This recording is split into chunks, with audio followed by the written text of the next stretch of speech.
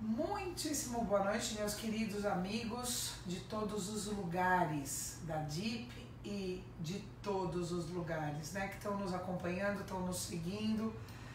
Muito obrigada, em primeiro lugar, porque tem muita gente aí que está seguindo, está passando para outros amigos, porque está servindo. Eu acho que essa é a ideia, né?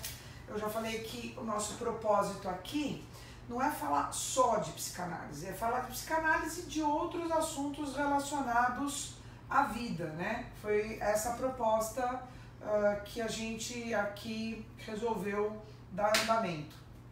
Então, na semana passada, e hoje nós estamos ao vivo, eu estou aqui na DIP, acabei de dar aula, né? Tivemos aí uma aula sobre o filme Freud Além da Alma, estamos trabalhando aí o desenvolvimento do pensamento do Freud. E por falar em desenvolvimento de pensamento, na vez passada, no Chama na Mente, na semana passada, hoje é dia 13 de fevereiro de 2019, né? Semana passada, dia 8, eu falei para vocês sobre as etapas do aprendizado, como é que a gente ia integrando aquilo que a gente vivia. E eu contei para vocês que um primeiro momento, né, principalmente quando alguém tem uma situação de angústia, de culpa, algo incomodando, vai lá para o consultório, né, e para fazer análise. E aí o que acontece? Nesse momento a pessoa estava vivendo uma série de coisas e estava sofrendo, estava numa situação de sofrimento, mas não compreendia por que estava assim. Que momento é esse? É o momento em que alguém está inconsciente e incompetente. Aí o que acontece? Depois que a pessoa fica inconsciente e incompetente, ela começa um processo analítico, ela começa de fato a se olhar, começa a querer se olhar, a conseguir se olhar, ela vai pensando, vai lidando com as coisas. Gente, eu, como sempre, a Thaís trouxe água. Obrigada, Thaís. E o que acontece? Nesse momento, a pessoa vai ficando consciente da sua própria vida, consciente das suas situações, só que ela ainda mantém o comportamento anterior, mesmo sabendo que aquele comportamento muitas vezes traz o sofrimento.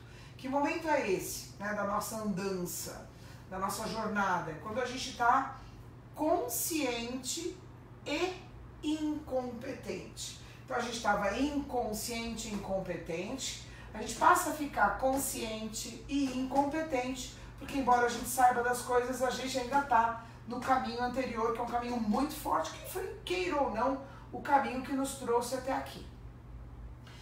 Muito bem, mas que já não é suficiente, por isso que a gente sofre.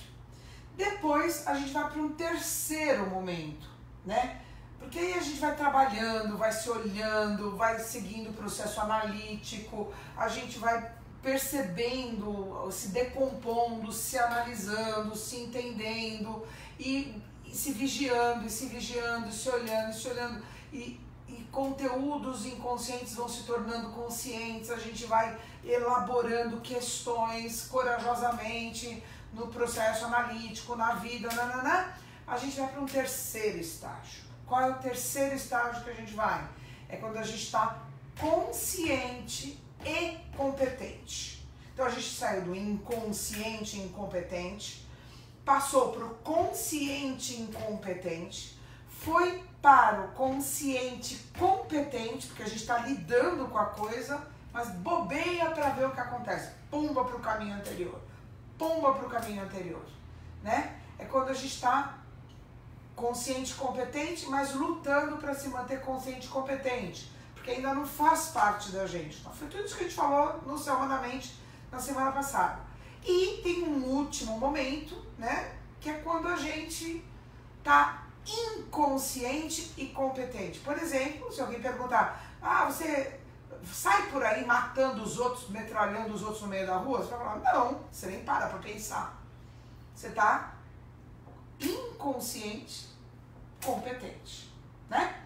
Muito bem. Agora, o que eu queria falar dessa vez é uma coisa muito interessante e eu já experimentei isso, eu pessoalmente, né?